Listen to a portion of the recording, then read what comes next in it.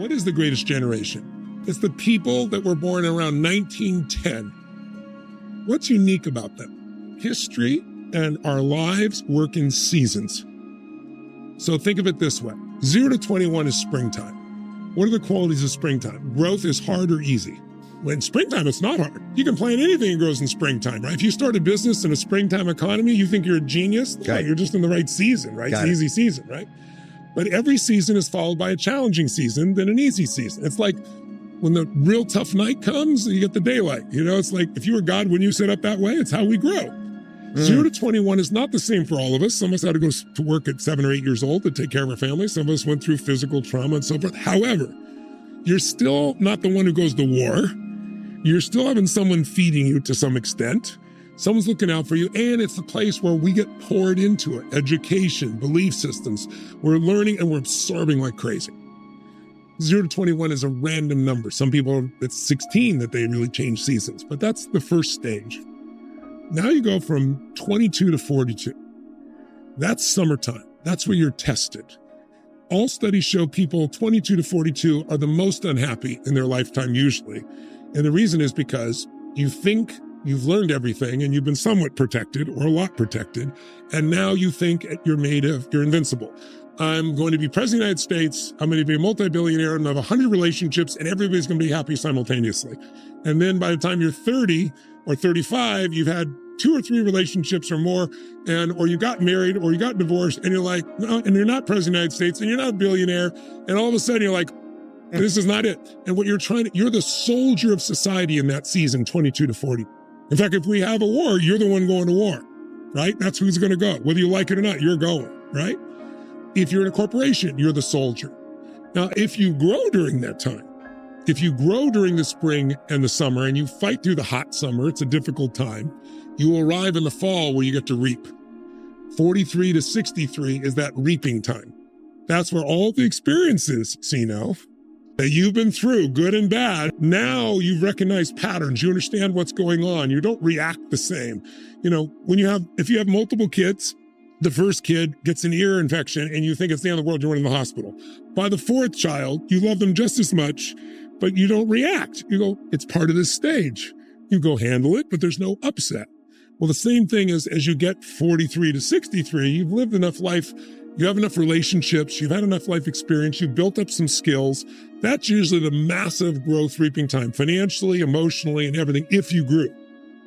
If you worked hard in the spring and summer, you reap in the fall. If you didn't, you weep in the fall, so you got a challenge. But then the next stage, and the stage, I would never have known this, and that's why I want to plant the seed since I'm just about to turn 65 myself, 64 to 84, or 64 to 104, or 64 to 120, which is the oldest living humans, somewhere in there is the final stage of winter. And in that season, and I see it in you, brother, it's a season where you wake up to realize in the other times you're trying to prove to yourself or others who you are. Now you know who you are. You certainly, I'd love to help everyone on earth, but I know I'm not the right person for everybody. My style, my approach is not going to be there. But I'm not trying to make that happen, prove that happen. It's like, I used to have these large mission statements change. Now my mission statement is, how can I help? Right on. It's like, how can I help? Somebody calls me and they got cancer. Okay, I know I've got a body of knowledge and understanding around health that's amazing. I interviewed 150 of the best regenerative doctors in the world. Finance, how do I help? I interviewed 50 of the best in the world. I know that. They're my friends now. I know those patterns. I can help. So it's like, it's a different world at that stage. That's where you get to really be a mentor. That's when you get to be a person that can give back. So my view is, let's find the beliefs that are holding you back. And let's replace them with beliefs that move you forward, because everybody does what they believe. Right on. And by the way, all human beings have done things at times they're not proud of. Anybody says that they didn't is a liar, right? Or they're unconscious. Why'd you do what you did? You can beat yourself up. You did what you believed your choices were at the time. That's why I believe everyone's innocent. Tony, you're going to say that, someone who blows people up is innocent? No, I'm not saying the behavior is innocent. I'm saying they were once a child that was pure and untouched. And then somewhere along the way, through a series of events, they developed a different belief. It may have been shaped a good deal by their environment. It may have been shaped by horrific circumstances. But you can't say it was controlled by the environment completely, because I can find you somebody in the same environment who chose differently. Our Creator's given us one thing, whatever you call creation or the universe or God, whatever your term is. I prefer God personally, but whatever your view is, there's one thing that's clear. We have choice. But at this stage of my life, it's like, come on, it's like, you know who you are.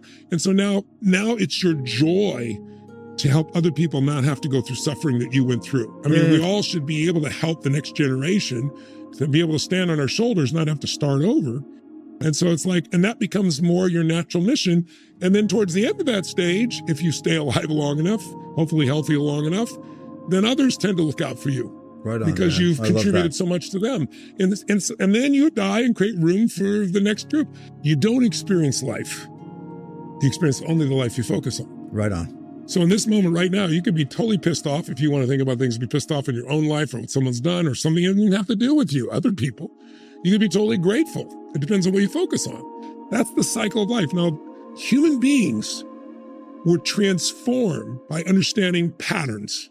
The most important pattern in humanity that took us from survival, being hunter-gatherers, moving from place to place, scarcity, was when we recognized seasons. When we recognized seasons, we discovered, wow, I could do the right thing at the wrong time and I get nothing but pain. If everybody does what they believe. Right on. You did what you believed your choices were at the time.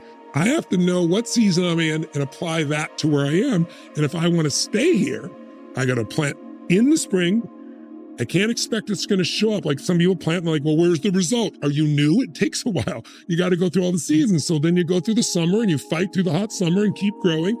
And then you reap in the fall. And oh, by the way, while you're reaping, you're not stupid. You save some for the winter. So when the tough times come, you're able to grow and expand and have a great time with your family. And then the season begins again. And the good news is what follows every winter is spring. What follows the harsh, dark night of the soul is that beautiful new life or morning. What's more important for you to experience in life?